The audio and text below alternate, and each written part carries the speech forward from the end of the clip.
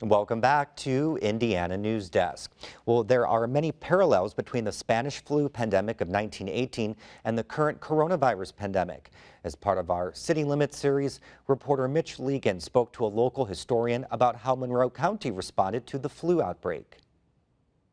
Nobody knows for sure how the Spanish flu arrived in Monroe County, not even Dan Combs.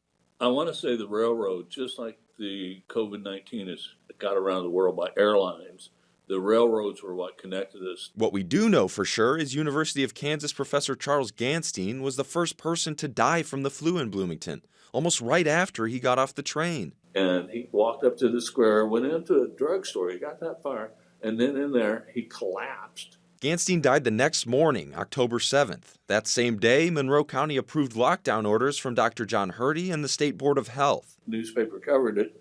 It was like it was fresh news, and then when you turned in 3 or 4 pages was a little article, flu present in Bloomington. And it said not more than 150 to 200 cases, which meant it had been stewing around for a month.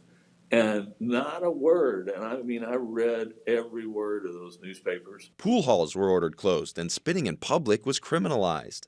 Large gatherings were forbidden, meaning churches, schools, and theaters had to shut their doors. IU President William Lowe Bryan closed the university 3 days after the health board's order, after state politicians convinced him it was a good idea. The letter was, everybody leave town. IU was essentially a military base, the Student Athletic Training Corps, SATC. And everybody who's not in the SATC must leave town. IU reopened in early November, and Bloomington stayed locked down through December.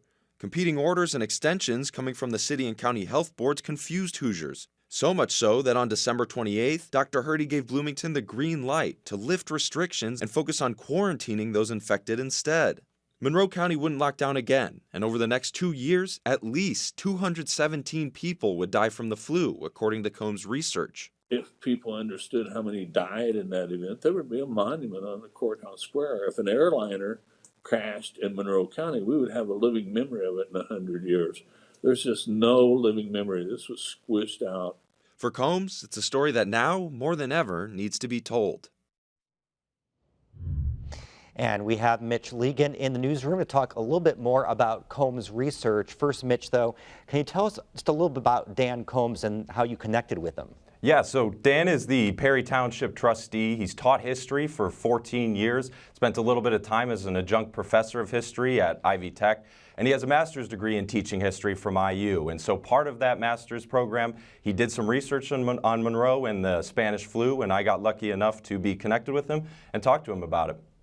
Do you have a little bit more about those flu numbers and how those correlated with the lockdown? Did it work? Yeah, so it's hard to say whether or not it worked because, again, we're working with incomplete data. A lot of these deaths go unreported, and so cases originally spike in October when Ganstein arrives, but the flu had been there for some time. So it helped in the sense that it probably flattened the curve, but that's not really what they were going for because cases go down after IU locks down. Those students go home. They come back in early November, and then cases start going up and spike again in December. And so it really probably didn't help too much because, again, the flu had been here for some time, and it literally took someone collapsing and dying on the courthouse square for something to happen. Again, Monroe County wouldn't lock down after 1918, and they'd see their peak in February of 1920 with 34 deaths. Mitch, was there any indication of what life was like during a lockdown in 1918? Yeah, it's actually pretty similar to what we've seen. So the essential employees of the time were going back to work. Showers Brothers Factory was making things for the war effort. There's mask wearing, social distancing. My favorite story that Dan gave me was actually the Bloomington High School basketball team never stopped practicing, never stopped playing during the pandemic.